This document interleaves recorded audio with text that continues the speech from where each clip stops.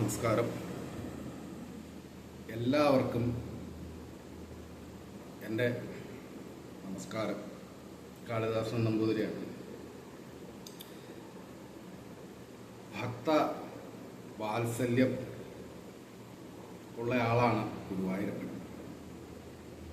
ഗുരുവായൂരപ്പനെ നമ്മൾ എങ്ങനെ വിചാരിക്കണോ അതേപോലെ ഭഗവാൻ നമ്മളെ അനുഗ്രഹിക്കും. കുനിഷ്ട് വിചാരിച്ചു കഴിഞ്ഞാൽ ആ കുനിഷ്ട് അതേപോലെ ഇങ്ങോട്ട് തരും. നമ്മൾ ഏത് രീതിയിലാണോ ഭഗവാനെ കാണുന്നത് അതേ രീതിയിൽ ഭഗവാൻ നമ്മളെ അനുഗ്രഹിക്കും. ഭഗവാന് പ്രത്യേകിച്ച് ഇന്ന രീതിയിലേ പാടുള്ളൂ എന്നൊന്നുമില്ല.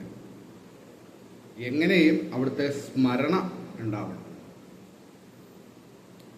അതാലോ ശിശുപാലാദികൾക്കൊക്കെ മോക്ഷം കിട്ടിയത്. ഏത് സമയവും ചീത്ത പറയൽ തന്നെയായി. പക്ഷെ ചീത്ത പറയുമ്പോഴും മനസ്സ് ഭഗവാനിലായി.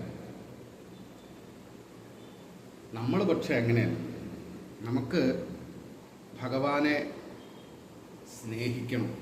അങ്ങനെയുള്ളവരുണ്ട്. ഭക്തി തന്നെ പല വിധത്തിലുണ്ട്. ഭഗവാനെ സ്നേഹിക്കുന്നവർക്ക് എന്താ ആവശ്യം? ഭഗവാനെ ആവശ്യമുള്ളൂ. വേറെ ഒന്നും അവർക്ക് ആവശ്യമില്ല. അങ്ങനെ ഭഗവാനെ സേവിച്ച ഒരു മഹതി ഉണ്ടായിരുന്നു നമുക്ക്, ക്രൂരമ്മ. ക്രൂരമ്മയുടെ മുമ്പിൽ ആ ഉണ്ണിക്കണ്ണൻ സ്വന്തം മകനെ പോലെ പ്രത്യക്ഷപ്പെട്ട് വന്ന് കുസൃതികൾ കാട്ടിയ കഥയൊക്കെ നമ്മൾ കേട്ടിട്ടുണ്ട്. ഈ ക്രൂരമ്മ ദിവസവും ജപിക്കാറുള്ള ഒരു പ്രാർത്ഥനയുണ്ട്. അത് ഈ പ്രാർത്ഥന സദാനേരവും ക്രൂരമ്മയുടെ ആ നാക്കിലിങ്ങനെ ഉണ്ടാവും. എന്താണെന്നറിയോ? കോമളം കൂജയൻ വേണും ശ്യാമളോയം കുമാരക വേദവേദ്യം പരബ്രഹ്മ ഭാസതാം പുരതോ മമ. ആ മനോഹരമായ വേണുനാഥം മുഴക്കി കേട്ടുള്ള ആ പരബ്രഹ്മം വേദങ്ങളാൽ അറിയപ്പെടുന്നതാണ്. അത് എൻ്റെ ഉള്ളിൽ സദാ ശോഭിക്കണേ, എൻ്റെ മുമ്പിൽ പ്രത്യക്ഷമാവണേ. ഇത് കേട്ടാൽ പിന്നെ ഭഗവാന് അവിടെ അടങ്ങിയിരിക്കാൻ പറ്റില്ല. വന്നു ഒരു കുട്ടിയുടെ രൂപത്തിൽ. അപ്പോൾ ഗുരുവായൂരപ്പനെ വേണ്ടവർ ദിവസവും ഇത് സദാസമയം ജപിക്കണം എന്നുള്ളതാണ്. ഇല്ലെങ്കിൽ 2 നേരമെങ്കിലും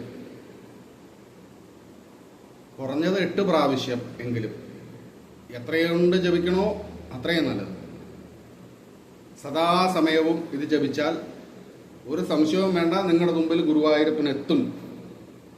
ഗുരുവായൂരപ്പനുണ്ട്, അതുകൊണ്ട് ഗുരുവായൂരപ്പൻ എത്തും. വിശ്വാസം ദൃഢമാവണം. അപ്പോൾ ഒന്നുകൂടെ പറയാം. കോമളം കൂജയൻ വേണും ശ്യാമളോയം കുമാരക വേദവേദ്യം പരബ്രഹ്മ ഭാസതാം പുരതോ മമ. എൻ്റെ മുമ്പിൽ ആ പരബ്രഹ്മ ആയിട്ടുള്ള ആ ഗുരുവായൂരപ്പൻ പ്രത്യക്ഷമാവണേ എന്ന് വിചാരിച്ച് ജപിച്ചോളൂ. ഇനി ഒട്ടും തുടങ്ങി ഇന്ന് മുതൽ തന്നെ ആരംഭിച്ചോളൂ. എല്ലാവരെയും ഭഗവാൻ രക്ഷിക്കട്ടെ.